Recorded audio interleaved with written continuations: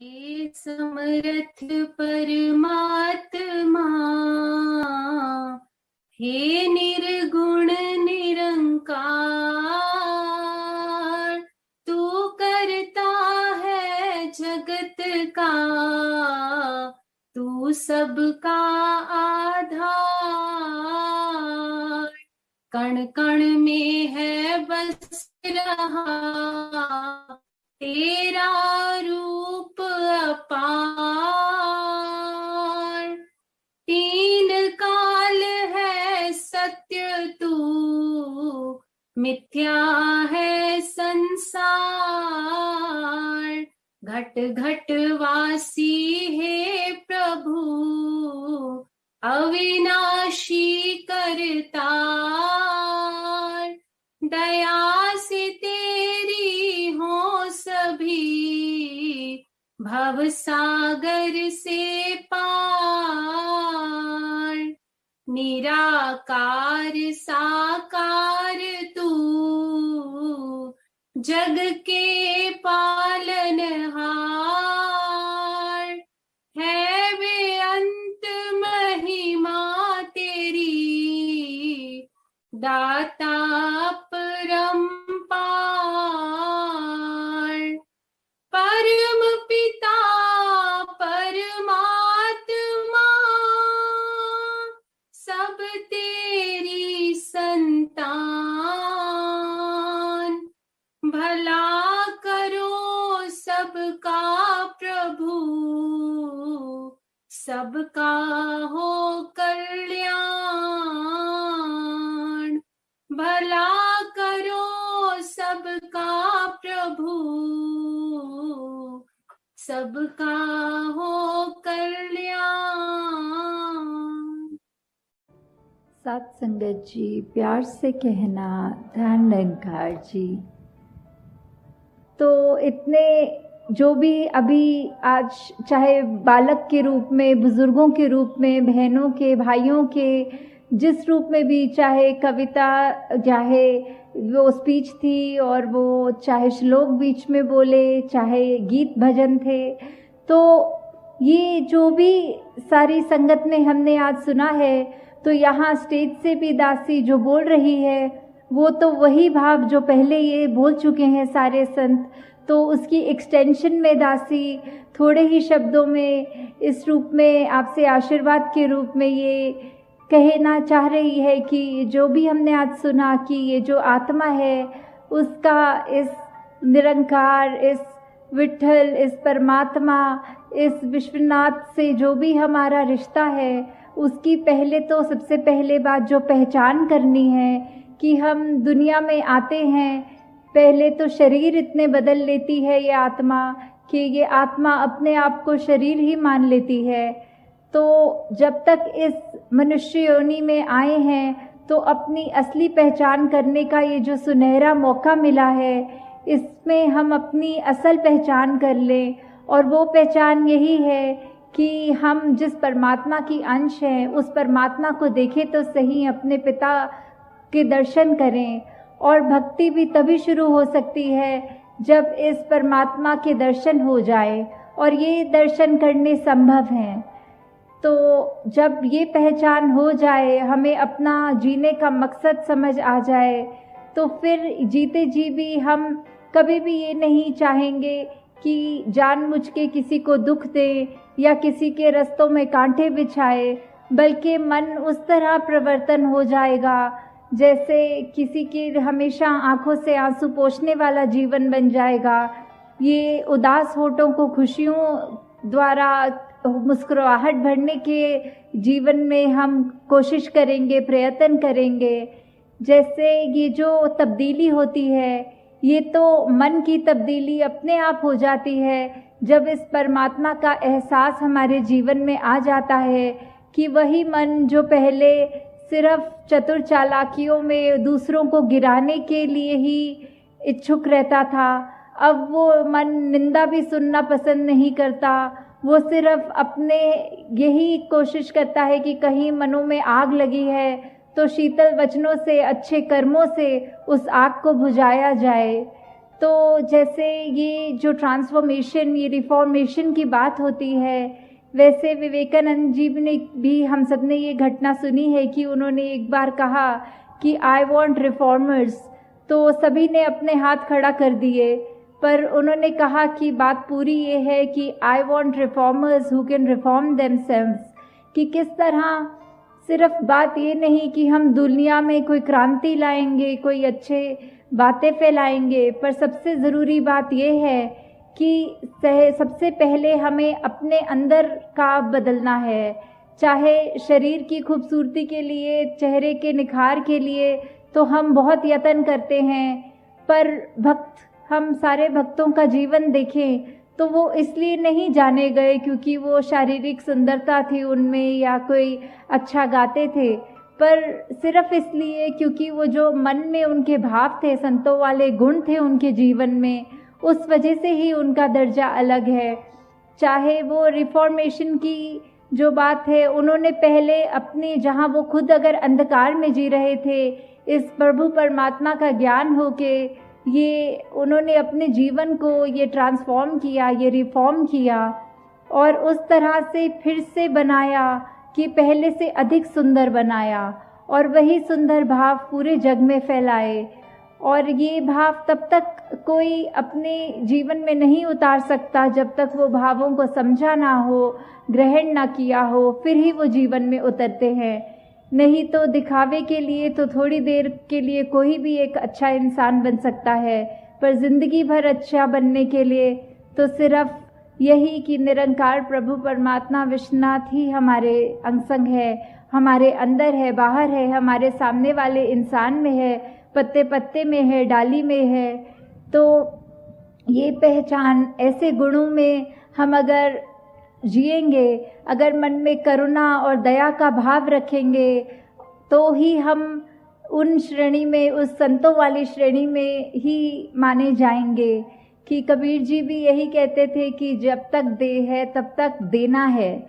हमें क्या देना है? हमने अपने शरीर होते होते ही ये करुणा भाव है वो सब तक पहुंचाना है। ये प्यार, प्रीत, निम्रता, विशालता, ऐसे अनेकों गुणों को हमने सिर्फ अपने अंदर तक ना रख के उस पूरे संसार को कंफर्ट देने के लिए, आराम देने के लिए यत्न करना है। कि हमारी वजह से अगर कोई भी चीज़, किसी एक व्यक्ति का भी जीवन थोड़ा ज़्यादा सुखमय हो सके तो क्यों ना ऐसा कोई कदम उठाएं। तो आप सब संत यहाँ जो इस संगत रूप में, सत्संग रूप में आए हैं, तो साथ ही ये सेवा और सिमरन का जो हमें दात मिली है, वो सेवा भी वो जो हुक्म में रहते हुए जो चाहे किसी भी तरह से हमारी समर्था के साथ कर सके, मन में श्रद्धा रखते हुए, तो वही है। और सबसे उत्तम सेवा तो यही होगी कि हम अपने अंदर जो हमारी रोशनी है, इस ब्रह्म ज्ञान की दात जो हमने पाई है, हम ये ऐसी सेवा करें कि जो भी एक व्यक्ति हमारे कांटेक्ट में आए उस तक ये रोशनी पहुंचाएं। हमारा मुख तो उजला हो गया, अगलों का भी, औरों का भी मुख उजला करें। तो ऐसी सेवा तो सबसे उत्तम सेवा है। और साथ में ये जो सिमरन है, जिससे हम खुद हमेशा उस चेतन अवस्था में रहते हुए इस निरंकार के साथ अपनी कनेक्शन को बरकरार रख सकते हैं। तो ये सेवा सिमरन सत्संग जब तक है तब तक ही इस निरंकार का, इस ब्रह्म ज्ञान का वासा हमारे मन में है। नहीं तो ये कब हम दुनियावी रूप में जिस तरह हम रहते हैं, तो जब तक हम ये भूल जाएं अगर एक पल के लिए भी, तो उसमें हमारा ही नुकसान है। तो हम दुनिया में आए हैं तो चाहे कोई भी उपलब्धि हमारी हो, हम अच्छे से अच्छे एक दुनियावी रूप में अपना जॉब करते हों, बिजनेस करते हों, वो सारी हमारे को मुबारक हैं वो अचीवमेंट्स।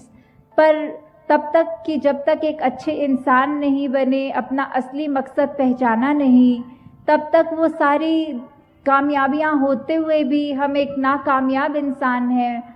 और ग्रंथों में तो यहाँ तक लिखा है कि वो इंसान जिसने इस परमात्मा को पाया नहीं, वो इंसान तो जीवित ही नहीं है, वो तो एक मृतक है। चाहे उस तरह हम सांस ले रहे हैं, कोई डॉक्टर हमको मृतक घोषित नहीं करेगा, पर अंदर ये आत्मा की बात हो रही है कि अगर हमने अपने उद्देश्य को समझ लिया, प्राप्त कर लिया, इस जानकारी को प्राप्त कर लिया कि हम असल में कौन हैं, कहाँ से आए हैं, जीवन जी रहे हैं तो कहाँ जी रहे हैं, और एक बार जब ये आंखें बंद हो जाएंगी तो कहाँ जाना है।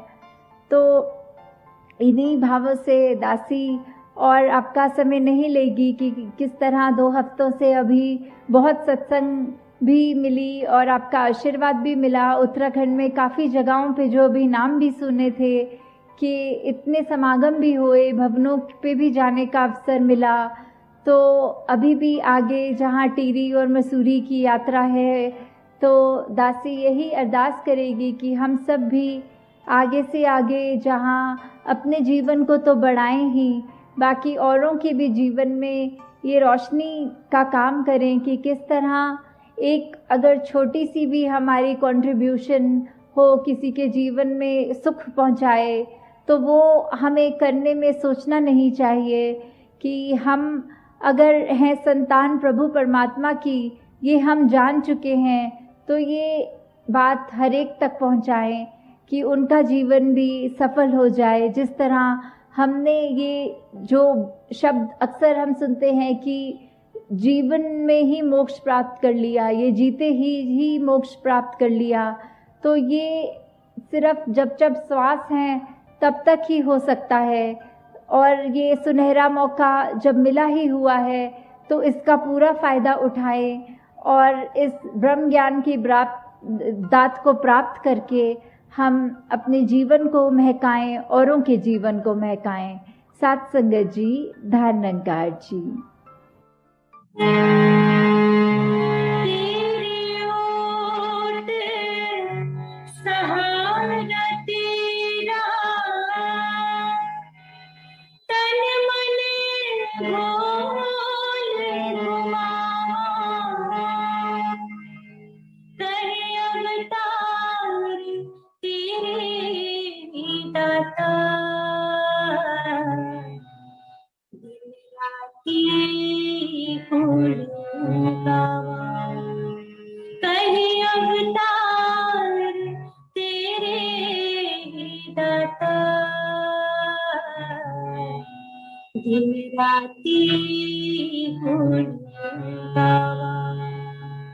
तू ही निरंकार, तू ही निरंकार, तू ही निरंकार, तू ही निरंकार।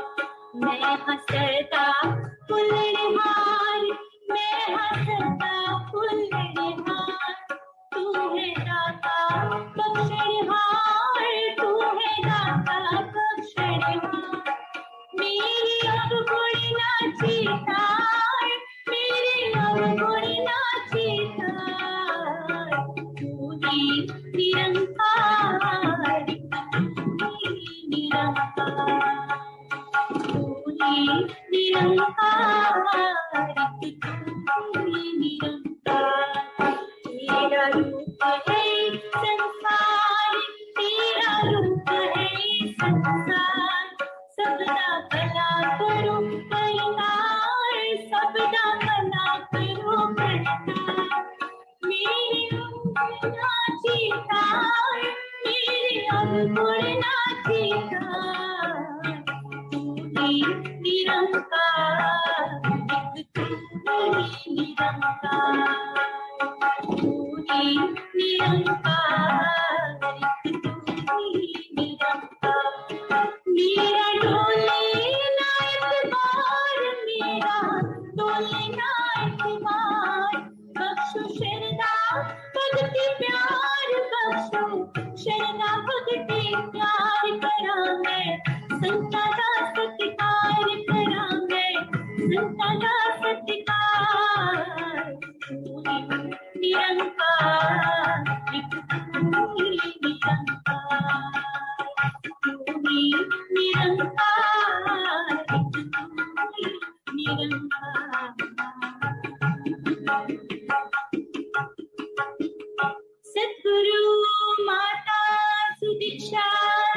सुंदर हरिदेव जी महाराज की जय। निरंकारी राजमाता गुरुवचन अवतार की जय। सत्संग जी प्यार से कहना, ध्यान निरंकार जी